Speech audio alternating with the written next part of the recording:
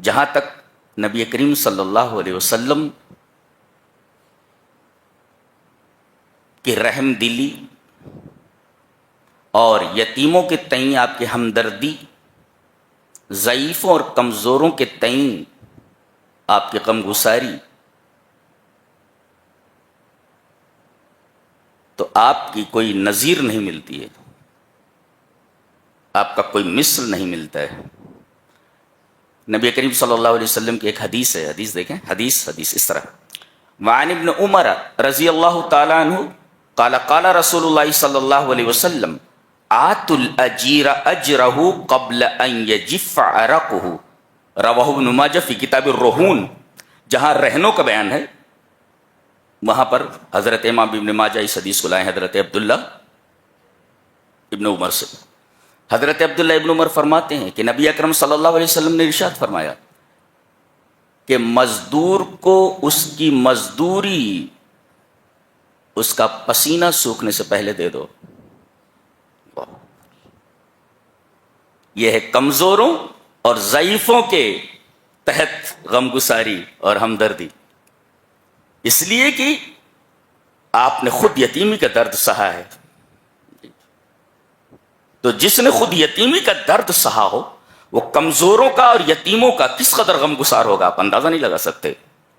اس حدیث کے بارے میں اب ابن باز نے کہا کہ حدیث ضعیف ہے، مگر علامہ البانی کہتے ہیں کہ حدیث حسن بمجموع طرقہ، اس حدیث کے کئی طرق ہیں، تمام کو جمع کرنے کے بعد یہ حدیث درجہ حسن تک پہنچ جاتی ہے۔ بہرحال اگر یہ حدیث ضعیف بھی ہو تو ایک دوسری حدیث ہے جو ہمیں اس حدیث سے بے نیاز کر دیتی ہے۔ وہ حدیث کیا ہے؟ حدیث اس طرح: وعن ابی ہریرہ رضی اللہ تعالی عنہ عن النبی صلی اللہ علیہ وسلم قال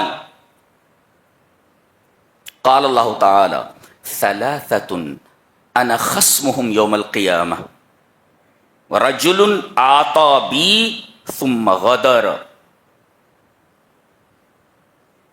وباع حرا فأكل ثمنه واستاجر اجیرا فاستوفى منه ولم يعطه اجره، رواہ البخاری فی کتاب البیوع۔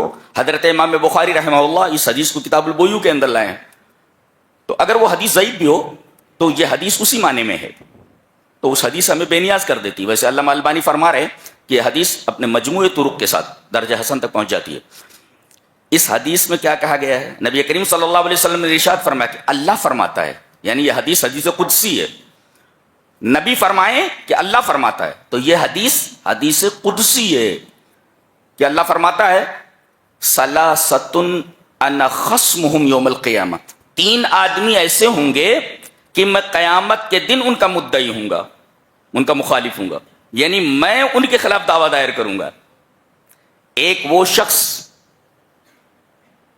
جس نے میرے نام پر وعدہ کیا کہ میں اللہ کے نام پر وعدہ کرتا ہوں